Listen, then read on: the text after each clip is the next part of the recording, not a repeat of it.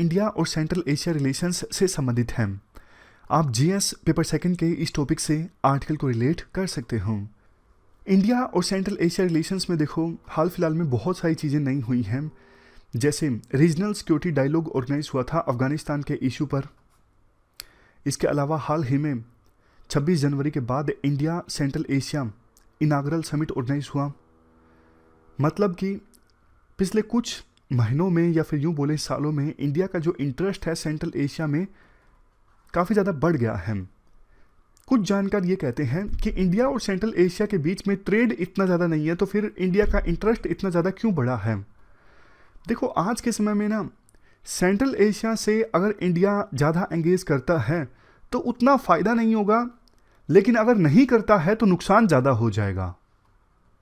क्या मतलब है इस चीज़ का, मतलब आगे आगे आप जानोगे इस आर्टिकल में। देखो पहले ना अफगानिस्तान में यूएसए था, लेकिन अब अफगानिस्तान को छोड़कर यूएसए जा चुका है। तो सेंट्रल एशिया में ना यूएसए का जो थोड़ा बहुत इन्फ्लुएंस था पहले की अपेक्षाकृत कम हुआ है। परंपरागत रूप से यहाँ पे जियोपॉलिटिकल इन्फ्लुएंस ज़्यादा रहा है रशिया का, क्योंकि जैसा आपको पता है ये सारे देश पहले यूएसएसआर का पार्ट हुआ करते थे और रशिया भी यूएसएसआर का पार्ट था। तो जियोपॉलिटिकल ज़्यादा इन्फ्लुएंस रशिया का रहा है, जबकि जियो इकोनॉमिकल ज़्यादा इन्फ्लुएंस रहा है अभी हाल फिलहाल में बढ़ा है चाइना का। चाइना की यहाँ पे काफ़ी ज़्यादा इन्वेस्टमेंट है, चाइना का इस पूरे रीजन के साथ काफ़ी ज़्यादा ट्रेड होता है। तो ना रशिया को भी ये लगता है कि इंडिया की फॉर्म में उन्हें एक नया पार्टनर मिल जाएगा यहाँ पे चाइना के बढ़ते इन्फ्लुएंस को कम करने के लिए। अब आपको लगेगा रशिया को चाइना से किस प्रकार का खतरा, रशिया और चाइना तो दोस्त है ना। देखो इंटरनेशनल रिलेशंस में दोस्त दुश्मन कुछ नहीं होता, सिर्फ एक चीज़ मैटर करती है, नेशनल इंटरेस्ट। तो रशिया के नेशनल इंटरेस्ट यही कहते हैं कि सेंट्रल एशिया रीजन में अगर हमारा इन्फ्लुएंस है तो हमारा ही रहे, कोई दूसरी पावर यहाँ पे ना आने पाए। तो इसलिए रशिया को ये लगता है इंडिया एक यूजफुल पार्टनर है इस रीजन में। इंडिया के साथ एंगेज करके रशिया जो है वो इस रीजन में चाइना के बढ़ते इन्फ्लुएंस का सामना कर सकता है। और यूएसए के लिए भी देखो, वैसे तो इंडिया और रशिया की बढ़ती रिलेशनशिप यूएसए नहीं चाहेगा, लेकिन यूएसए इतना ज़रूर चाहेगा अगर इंडिया और रशिया मिलके चाइना के इन्फ्लुएंस को कम कर रहे हैं ना सेंट्रल एशिया में, तो यूएसए को लगेगा ठीक है, क्या दिक्कत है। क्योंकि आज के समय में ना यूएसए का बड़ा दुश्मन चाइना है, ना कि रशिया।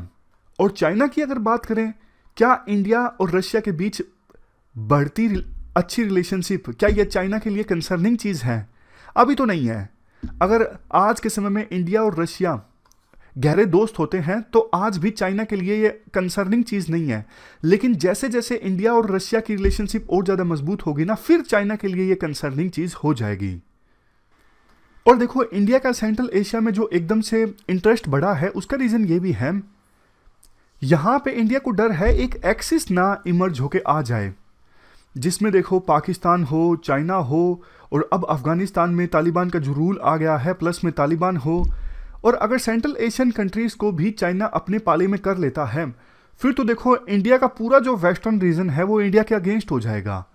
ये इंडिया कतई नहीं चाहता, इसलिए इंडिया चाहता है कम से कम सेंट्रल एशियन कंट्रीज़ के साथ वो अच्छे रिलेशनशिप मेंटेन करके रखें।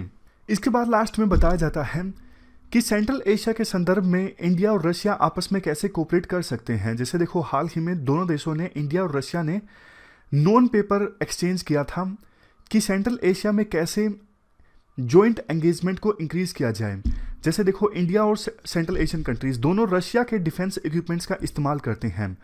तो जो नॉन पेपर एक्सचेंज था ना, उसमें ये बोला गया कि joint Indo Russian defence production की जाए।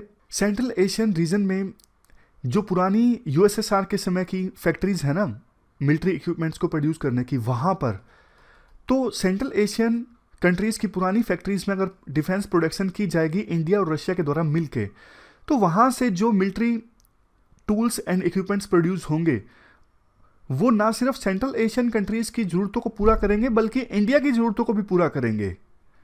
इसके अलावा इस नॉन पेपर एक्सचेंज में ये भी एक्सप्लोर किया जाता है क्या इंडिया, रशिया और सेंट्रल एशियन कंट्रीज़ मिलके कोई जॉइंट डिफेंस एक्सरसाइज कंडक्ट कर सकते हैं।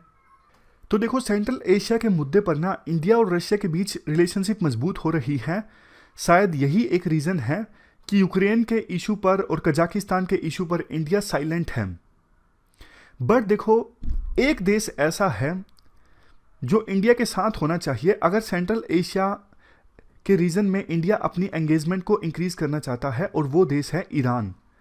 सेंट्रल एशिया के साथ देखो हमारा एक्सेस हो सकता है ईरान के थ्रू। छबार पोर्ट से या तो इंडिया अपना सामान भेजे अफगानिस्तान होते हुए सेंट्रल एशिया में, या फिर ईरान से सीधा सेंट्रल एशिया में। अफगानिस्तान में चूंकि अभी तालिबान आ चुका है, तो सीधा ईरान के थ्रू सेंट्रल एशियन कंट्रीज में इंडिया एक्सेस कर सकता है। बट ईरान ना इंडिया के साथ आएगा या फिर नहीं आएगा, ये इस बात पे डिपेंड करता है कि ईरान की न्यूक्लियर डील यूएसए के साथ फिर से रिवाइव होगी या फिर नहीं होगी। अगर यूएसए को ये लगा कि ईरान हमारे साथ आना चाहिए चाइना का काउंटर करने के लिए, तो ईरान के साथ न्यूक्लियर डील जो है वो रिवाइव हो सकती है।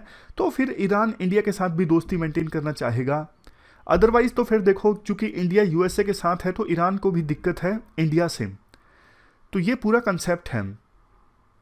इस प्रकार से आज हमने 3 इश्यूज को डिटेल से डिस्कस किया। हमारी आज की इस डिस्कशन में इतना ही है। Thank you very much for discussion.